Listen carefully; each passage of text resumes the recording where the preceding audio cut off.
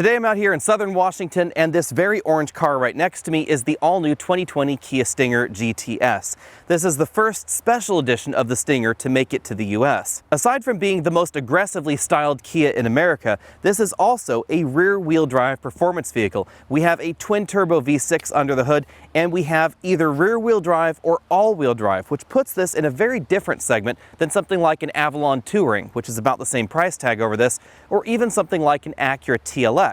Because this will send the majority of its power to the rear axle even when you have the all-wheel drive option. Or with this new GTS trim, it has a drift mode where it will send all the power to the rear axle if you want to by commanding it with the electronics in the vehicle. So if you want the assurance of all-wheel drive, but for some reason you wanted to be able to drift on the weekends, this is going to be an excellent option. In terms of overall price tag, this slots between the base version of the Stinger with the 3.3-liter V6, the GT trim, and the next level up, the GT1. So now we have 4 different versions with the 3.3-liter twin turbo.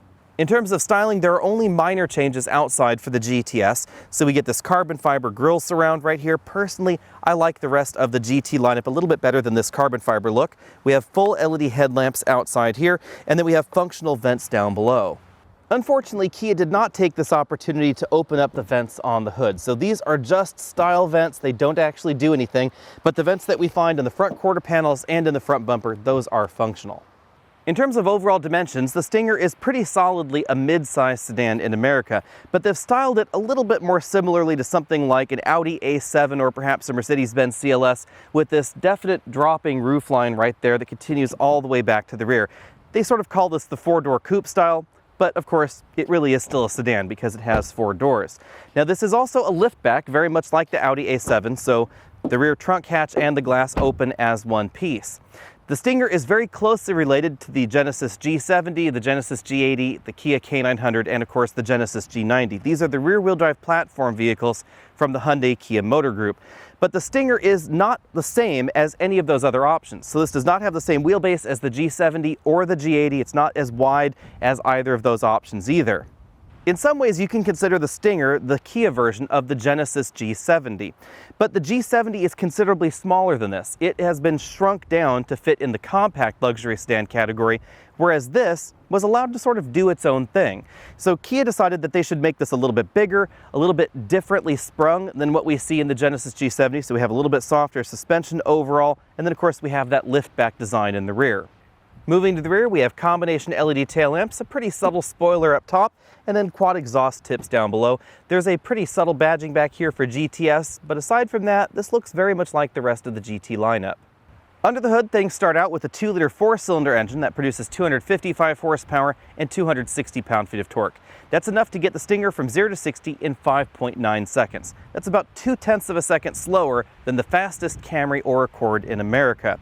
You might be wondering, how is that possible when the Camry and the Accord produce more power than the base 2-liter turbo in the Stinger?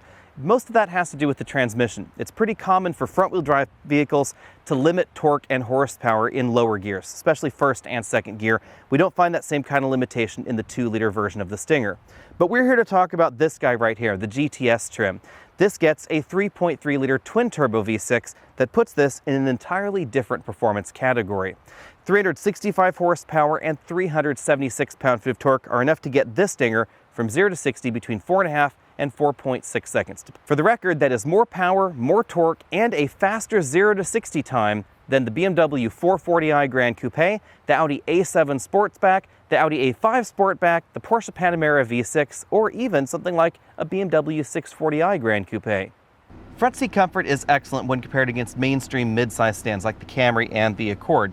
We have a 4-way adjustable lumbar support, tilt telescopic steering column, and a power driver and passenger seat. Compared to some of the luxury competition, I do find these seats a little bit more comfortable. For instance, the Acura TLX I found a little bit less comfortable, but you will find more comfortable and more adjustable seats in some of the luxury competition. As we see in most vehicles that are styled like 4-door coupes, headroom is definitely at a premium in the rear seats. If I were to try and sit upright, I do have to crane my head slightly to one side to get my head all the way back there to the headrest, but Sitting in a more comfortable seating position that I think most people would normally be sitting in, I don't have too much of a problem. Overall headroom is pretty comparable to what we see in the Camry and the Accord, but overall legroom is not. We definitely find more legroom in the Accord. That's because front-wheel drive vehicles tend to be more efficient in terms of overall packaging. So we get that much longer hood up front in the Stinger, and that reduces the overall interior room. On the other hand, the liftback design in the Stinger gives us more cargo capacity and more cargo practicality than we find in the average mid-size sedan in America. For instance, if you wanted to go to Home Depot and buy a barbecue, you'd be able to put the rear seats down and jam that barbecue all the way on into the Stinger, and that's not something you could do in the average mid-size sedan with the regular trunk. Although cargo capacity is not as large as some compact crossovers in America, overall cargo practicality is really quite similar. On the inside, we find a few upgraded touches versus some of the Stinger lineup. So we have this imitation suede headliner, for instance, but the majority of the interior is still the same. We have a pretty standard sized moonroof right there over the driver and front passengers' heads, four-way adjustable headrests, and height adjustable shoulder belts. The leather upholstery is perforated, although these seats are just heated, they're not ventilated in this particular trim. We have fairly aggressive side bolsters for the seat back and seat bottom cushions, something that we don't generally find in vehicles in this price category. And then as we move on over to the front doors, we find a high percentage of soft touch materials going on. The overall design of the interior definitely has a very Germanic theme to it, but you will notice when you take a little bit of a closer look that this is still not a luxury category vehicle. For instance, the trim inside this cabin that appears to be brushed metal is actually an imitation. But as we move on over to the dashboard, the parts quality remains consistently high. We find the same basic infotainment system that we see in the G70. It's also mounted high up on the dashboard right like that. The upper section and mid sections of the dash are both soft touch materials. We again find more trim that looks like metal but is not right around these infotainment controls. We then have the controls for the dual zone climate control right there, an area where you can store your smartphone with an available Qi wireless charger. We also have the USB and auxiliary input and some 12-volt power ports in there. There are two large cup holders over there on the passenger side, a pretty traditional gear shifter here on the driver's side. With the manual mode, we pull it over to the left for that. We then have an electric parking brake, auto brake hold, the drive mode toggle right here. This allows us to choose between custom, sport, comfort, eco, and a smart mode. We then have a button to turn off the traction control system, and if we press and hold this, then it will completely disable the stability control. Behind that, we have the controls for the heated seats, the heated steering wheel, parking sensors, and a button to disable the auto start-stop system. The GTS does not get the larger color cluster that we see in the upper end trims of the GT lineup, but we do get a steering wheel with a faux suede covering, which is definitely comfortable. I'm not sure how well this will wear compared to the leather steering wheel, however. On the back of the wheel, we get shift paddles down on the left and up over there on the right, the controls for the cruise control system, the controls for that multifunction LCD, and then infotainment controls on the left. Out on the road, the Stinger definitely feels like a cross between a modern Audi and a modern BMW. That shouldn't surprise you too much, of course, because this is a very close relative of the Genesis G70, which is definitely a 3 Series and A4 competitor. In terms of weight balance, the Stinger is an awful lot closer to the BMW, however, than the Audi, because this engine is behind the front axle, not in front of the front axle like we see in an Audi. That's because the all-wheel drive system under the hood is very similar to the BMW and the Mercedes system in terms of overall design. But Kia decided to go in a slightly different direction when it came to tuning the rest of the Stinger, so this definitely feels a little bit more relaxed, a little bit more comfortable than the average compact luxury car out there. All Stinger models, including the GT trim, certainly have a Gran Turismo style ride, and that's definitely my preference. If you've watched Alex and Autos for any length of time, then you know I'm not a huge fan of absolutely rock-hard suspensions, and I think the Stinger suspension is overall a pretty good balance. Now, one thing that I do agree could be improved upon is that we get a small amount of rear end lift. If you're really pushing the Stinger hard in corners, it can feel like the rear end is getting a little bit light, or it feels a little bit heavy, it feels like it's pushing a little bit. And some folks have incorrectly assumed that that means that the Stinger is overly heavy compared to the competition. But in reality, the Stinger isn't. This is actually quite a bit lighter than some of the competition. However, because of the way the suspension has been tuned, this certainly feels heavier. But on the other hand, I have to say that the way that the Stinger suspension has been tuned is definitely more my preference. And I can give it a little bit of a pass on that one rear end motion back there, because if you dig a little bit deeper in the throttle, you'll be rewarded by excellent grip and, of course, that rear wheel drive dynamic. And the rear-wheel drive nature of the Stinger is what separates this from something like the Acura TLX, that has an excellent driving nature for a front-wheel drive based vehicle. But remember that even with Acura's super handling all-wheel drive system, it just can't send as much power to the rear axle as the Stinger can, nor can it send as much power for as long. Acura's advertisement of up to 70% of engine power should have a really big asterisk at the end of it because it's only under certain conditions, and this vehicle will send the majority of engine power to the rear under all conditions. And then of course there's the way this accelerates. It is significantly faster out on the road than something like the TLX or of course something along the lines of a Toyota Avalon, both of which are firmly in the price range of this particular model. Also firmly within the price range of this model would be something like the Dodge Charger or the Chrysler 300. Both of those models will definitely feel a little bit larger and definitely heavier out on the road. They're not going to be as willing to turn in, although they do have a good solid feel to them, they're just not going to be as nimble as this. As heavy as the Stinger may be, it's worth noting that this is definitely lighter than the V8 versions of the Chrysler 300 or the Dodge Charger. Again, solid alternatives to this because they're certainly within the same price category, and they're also mainstream branded vehicles. Outside of that, I suppose you could compare the Stinger to something like a Mustang or a Camaro. It's not really going to be the same sort of thing. This is going to have 4 doors, those have 2, this seats 5, those seat 4. But all 3 of these options are fun, affordable rear-wheel drive vehicles. So in that respect, you could definitely compare this to something like the EcoBoost Mustang, or perhaps something along the lines of the V6 Camaro. But again, I have to go back to the luxury car comparisons because aside from the Kia logo that's on the hood and the Kia logo that's on this steering wheel, this really does feel like a German sports sedan. Again, that shouldn't be too much of a surprise because the Kia and Hyundai Motor Group have pulled so many people from German brands to help them design their new vehicles in terms of suspension systems, engine development, etc., that it should really be no surprise that this feels an awful lot like some of those German options.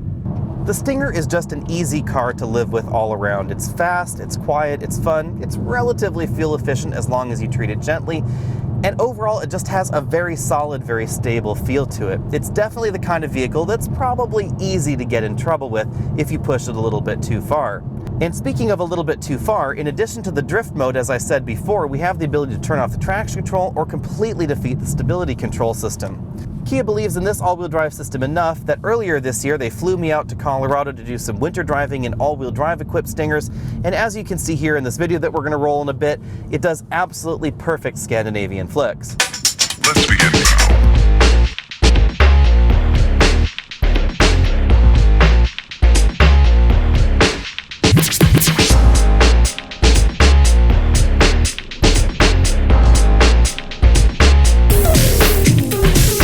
Now it's time for a disclaimer.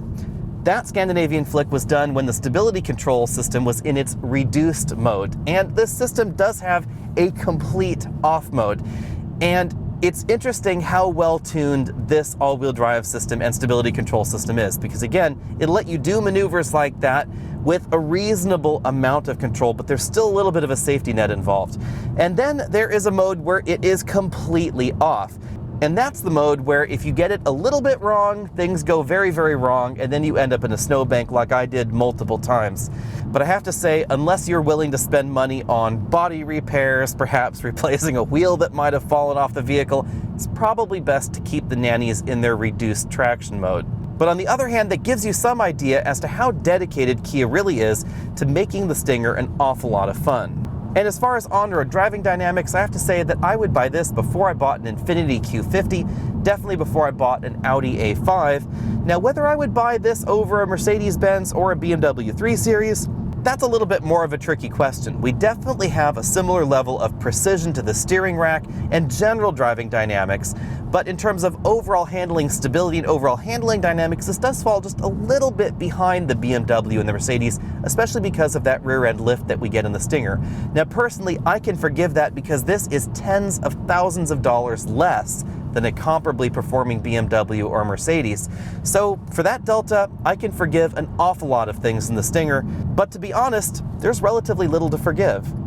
The Stinger is a vehicle that's always been a little bit near to my heart because, as I've said before, there are cars out there that just fit people's personalities. And the first time I drove the Stinger GT, I loved it. I really loved the way that it drove, the way that it felt out on the road, and I didn't even mind the slight bit of rear end lift that you get when driving it harder in corners because it's a comfortable GT style cruiser. This is not a balls out kind of performance vehicle. In addition, the Stinger is also very well priced. This GTS is, for instance, $44,000 starting. Add $2,400 if you want the drifting all-wheel drive system, or you could get the GT1 or GT2 trims and still be far less expensive than the average luxury compact sedan in America with a very similar kind of performance figure. Again, this is significantly less expensive than a BMW 440i Grand Coupe, but we have a 0 to 60 time that is a little bit better than that particular model, and it's sized more like the Audi A7 than the Audi A5. But for this particular trim, the GTS, I think there is a bit of a problem, and that's the lack of the additional active safety systems and active convenience systems that we find in the upper end trims of the GT line. I really wish that this had been a range topping model and had all of those gadgets and gizmos out of the GT2 and then had the drifting mode, etc. I think that would have been just a little bit more interesting to me personally. This is still unquestionably a good deal, but really the use case for this one is if you want a GT or a GT1 perhaps in that price range, looking for that level of feature set, but you want it all-wheel drive and to be able to drift. You could obviously drift any of the rear-wheel drive Stingers without any problem. You can completely defeat the stability control in the Stinger and then have an awful lot of fun. Back when the Stinger was first launched, I have to say that I was definitely in love. And I said if I could get rid of my Soul EV that I had at that moment, I would buy a Stinger the very next day. Now, unfortunately, I'm a very pragmatic person, so tempers had a time to cool, and by the time the lease was over in the Soul EV, I decided that it would probably be a little bit more practical to buy something like the average crossover with the regular hatchback in the rear and a little bit more comfortable ride, more fuel efficient, less expensive to operate, etc. But I still really have a soft spot for the Stinger, and I have to say that if I were shopping for a wide variety of fun to drive vehicles, the Stinger would be really high on my shopping list. I also think that if you're shopping for top-end trims of the Camry, the Accord, the Avalon, or lower-end trims of something like a Volvo S60 or the Acura TLX, you should definitely look at the Stinger. You're going to get vastly improved driving dynamics, 0 to 60 times that are far more impressive than we find in any of those models there, and overall reliability that is pretty darn high. In addition to high reliability, the Stinger also has excellent build quality inside and outside. Aside from the Kia logo on the front, this really does feel like a luxury car. But again, the problem for me with the GTS specifically is that the GT1 and GT2 trims exist. And if I were shopping for a Stinger, that's probably where I would end up. And I would get the rear-wheel drive model if you wanted to drift. I would get the all-wheel drive model if you didn't care about drifting. The all-wheel drive system is absolutely excellent in this model, and it still has a very strong power bias to the rear. So if you want to do perfect Scandinavian flicks out on an icy lake, that's exactly what you could do in the regular all-wheel drive system. But if you really wanted to have an extended drift, that's what you would need this all-wheel drive system for. Be sure and let me know what you think about that down there in the comments section below, and what do you think about cross-shopping this against something like an Acura TLX A-Spec, perhaps a Volvo S60 T5 all-wheel drive, and especially something like an Audi A5 Sportback. I have to say that if my money were on the line, I would probably take the Stinger over all of those options. Let me know what you think about that down there in the comment section below, and of course, hit that subscribe button if you haven't already done so. I'll see you next week.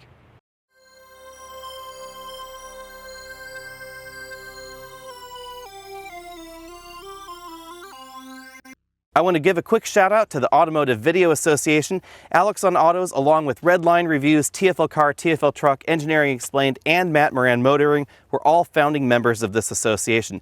And without this particular group, we wouldn't be able to have access to the cars we've had access to this weekend up here in Washington, and we wouldn't be able to get cars like this back to back or together for combined videos. So be sure to check out those other channels and see their takes on the same vehicles that we've been able to drive this weekend.